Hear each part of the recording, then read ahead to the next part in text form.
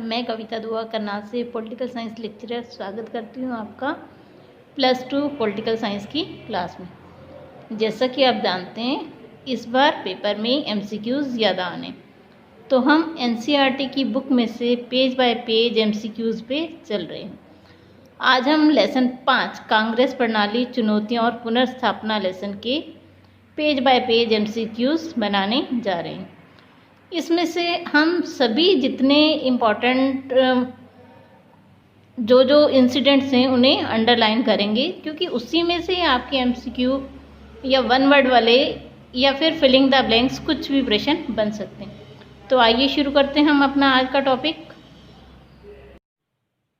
Lesson है 5 कांग्रेस प्रणालियाँ चुनौतियाँ और पुनर्स्थापना।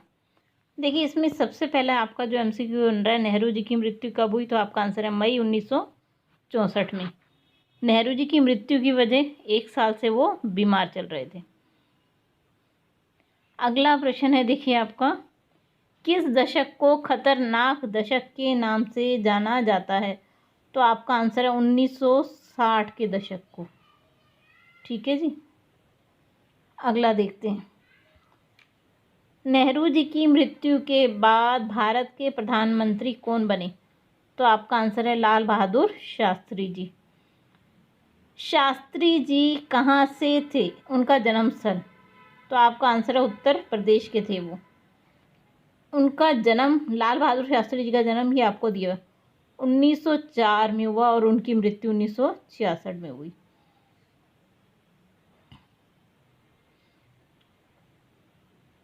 लाल बहादुर शास्त्री जी नेहरू मंत्रिमंडल में किस पद पर थे, तो रेल मंत्री के पद पर थे वो।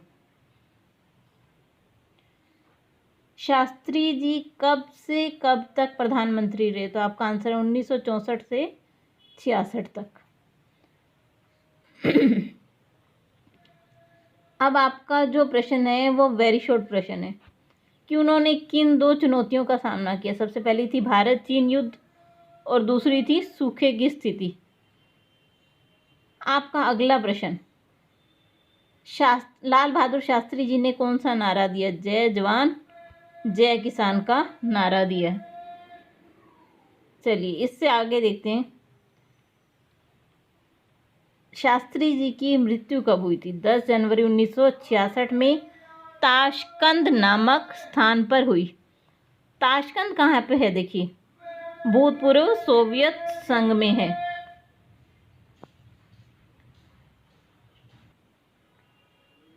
युद्ध की समाप्ति को लेकर भारत और पाकिस्तान के किस व्यक्तियों के बीच में समझौता हुआ, इसमें पाकिस्तान के मोहम्मद अयूब खान और भारत के लाल बहादुर शास्त्री के बीच में। अगला है, लाल बहादुर शास्त्री जी की मृत्यु के बाद कांग्रेस का उत्तराधिकारी कौन बना। देखिए जो कड़ा मुकाबला था वो मोरारजी देसाई और इंदिरा गांधी के बीच में था, लेकिन फिर भी सर्वसम्मति से इंदिरा गांधी जी कांग्रेस की उत्तराधिकारी चुनी गई। उन्हें 2/3 मत मिले सांसदों के। चलिए आगे देखते हैं, इंदिरा गांधी का समर्थन कांग्रेस के सभी बड़े नेताओं ने किया था। अब देखते हैं इंदिरा गांधी जी का जन्म कब हुआ था, तो 1917 में और उनकी मृत्यु 1984 में हुई थी। कब से कब तक वो भारत की प्रधानमंत्री रही, 1966 से लेकर 77 तक, 1980 से लेकर 84 तक वो भारत की प्रधानमंत्री रही हैं। चलिए आगे देखते हैं इससे। देखिए चौथा आम चुनाव कब हुआ था, 1967 में, और कांग्रेस को उसमें जीत मिली थी।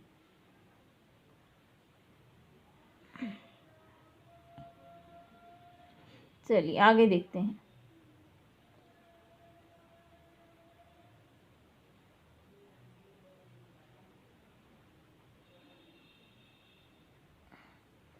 इंदिरा गांधी को किन चुनौतियों का सामना करना पड़ा। देखिए जब वो प्रधानमंत्री बनी तो एक तो देश में आर्थिक संकट था, मानसून अच्छा नहीं हुआ, सूखा था, खेती अच्छी नहीं हुई, खाद्यान्न संकट था, विदेशी मुद्रा के भंडार में कमी थी, निर्यात में कमी थी, सैन्य खर्च अधिक थे। तो ये सारे संकटों का सामना इंदिरा गांधी को करना पड़ा। उन्होंने क्या कदम उठाए? सबसे पहला उन्होंने जो कदम उठाया वो रुपए का अवमूल्यन करना, और वो भी अमेरिका के दबाव में। तो अगर आपसे प्रश्न पूछा जाए इंदिरा गांधी ने रुपए का अवमूल्यन किस देश के दबाव में किया, तो आपका आंसर है अमेरिका। देखिए, जिस $1 की कीमत 5 रुपये होती थी, अब वो बढ़कर कितनी हो गई थी? 7 रुपये।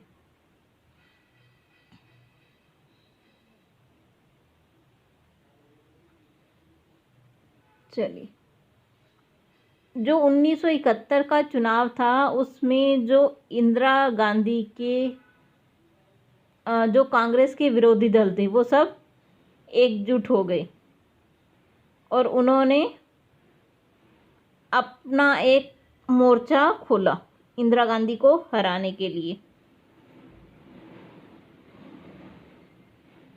अब हम देखते हैं, देखिए 2 चीज़ें और।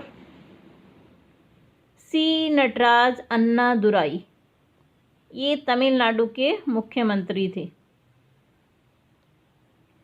इनका जन्म 1909 में हुआ और 1969 में इनकी मृत्यु हुई।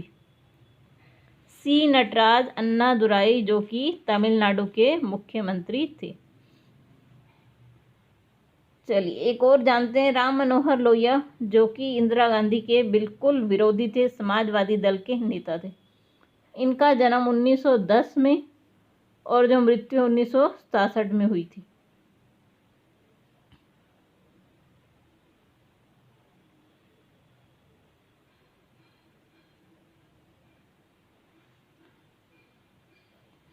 आगे देखते हैं हम इससे। 1967 के चुनाव में कांग्रेस को 7 राज्यों में बहुमत नहीं मिला था। 2 अन्य राज्यों में दल बदल के कारण वो सत्ता में आई। कौन से ऐसे राज्य थे जिनमें बहुमत नहीं मिला था? पंजाब, हरियाणा, उत्तर प्रदेश, मध्य प्रदेश, बिहार, पश्चिम बंगाल, मद्रास और केरल में। इन सब राज्यों में कांग्रेस की सरकार नहीं बनी थी। तो अगर प्रश्न आए कि 1967 के चुनाव में कांग्रेस की सरकार कितने राज्यों में नहीं बनी? 9। तो उनके नाम क्या थे? पंजाब, हरियाणा, उत्तर प्रदेश, मध्य प्रदेश, बिहार, पश्चिम बंगाल, उड़ीसा, मद्रास और केरल। ऐसा कौन सा राज्य था जिसने हिंदी विरोधी आंदोलन चलाया गया? तो आपका आंसर है तमिलनाडु। और किसने चलाया? दल का नाम डीएमके, द्रविड़ मुन्नेत्र कषगम। चलिए, 1967 में ही गठबंधन की सरकार बनने की जो गतिविधि थी वो शुरू हो गई।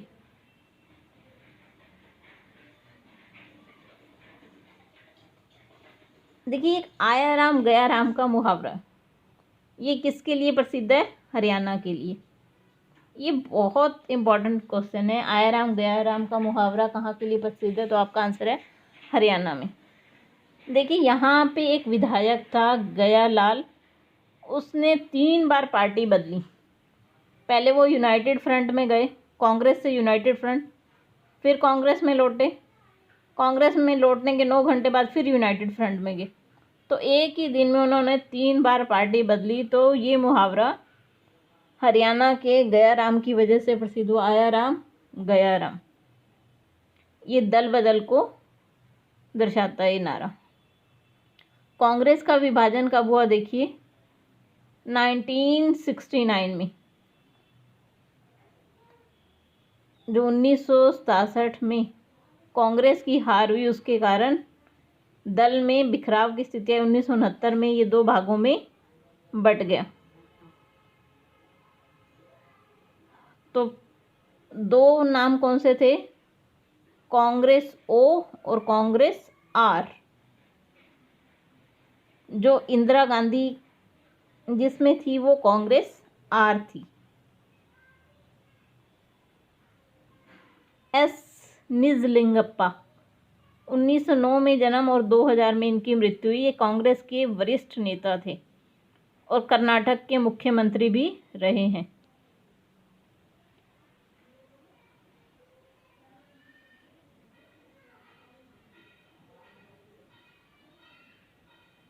अगला नाम है, देखिए, कर्पूरी ठाकुर। ये बिहार के मुख्यमंत्री रहे हैं। इनका जन्म 1924 में और मृत्यु 1988 में, और समाजवादी दल के नेता थे। देखिए, इंदिरा गांधी ने एक 10 सूत्रीय कार्यक्रम अपनाया। उस 10 सूत्रीय कार्यक्रम में क्या था? बैंकों का राष्ट्रीयकरण करना, बीमा कंपनियों का राष्ट्रीयकरण, शहरी संपदा और आय का परिसीमन, खाद्यान्न का सरकारी वितरण, भूमि सुधार और गरीबों को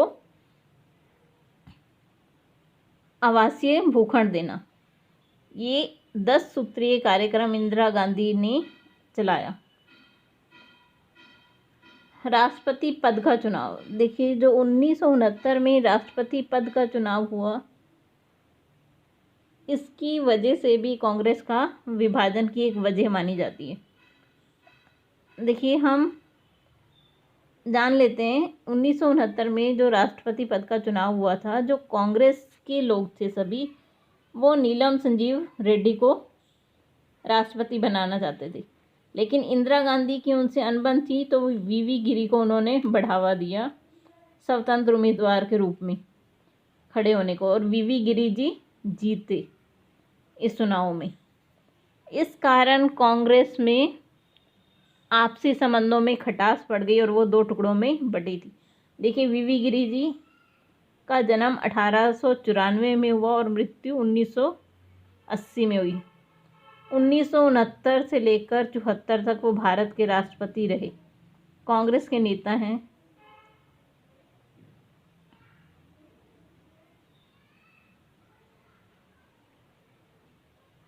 इंदिरा गांधी जी ने प्रीवी पर्स ख़त्म किया था 1971 में।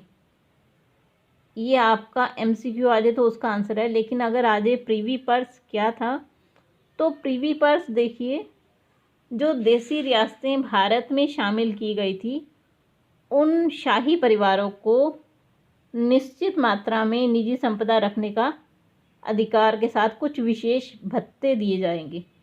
ये भत्ते ही प्रीवी पर्स था।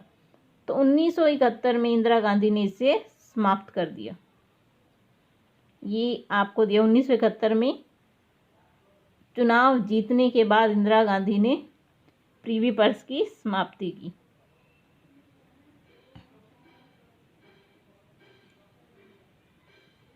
जो 1971 का चुनाव था, देखिए, कांग्रेस 69 में 2 टुकड़ों में बट गई थी। तो जो कांग्रेस के नेता थे, आर और ओ में बटी थी। आर को इंदिरा गांधी देख रही थी और ओ को अन्य बड़े नेता। लेकिन आपको जान के बहुत हैरानी होगी कि कांग्रेस जो इंदिरा गांधी वाली थी, उसे तो भारी बहुमत मिला, लेकिन जो कांग्रेस ओ बड़े बड़े नेताओं की पार्टी थी, उन्हें कुछ ही सीटों में असंतुष्ट होना पड़ा। देखिए, इंदिरा गांधी के खिलाफ सभी पार्टियां एकजुट हुई और एक गठबंधन के, उसे ग्रैंड अलायंस के नाम से जाना जाता है।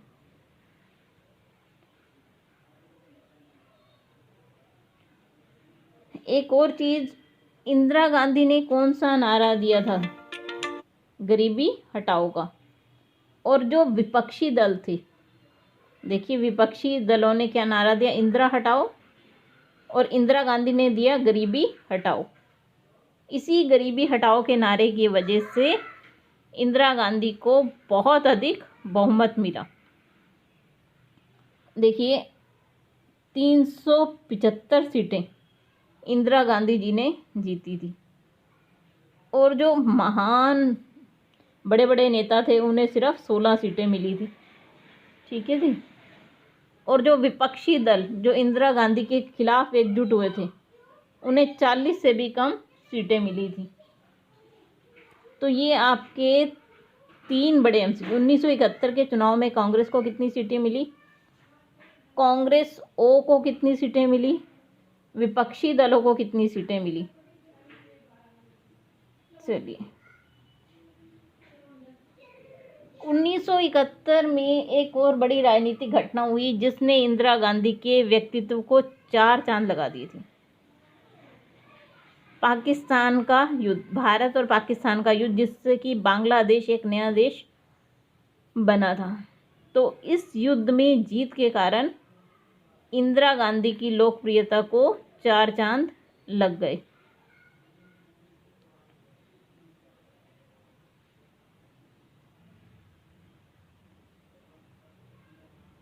चलिए, इसी के साथ हमारा लेसन ख़त्म हुआ।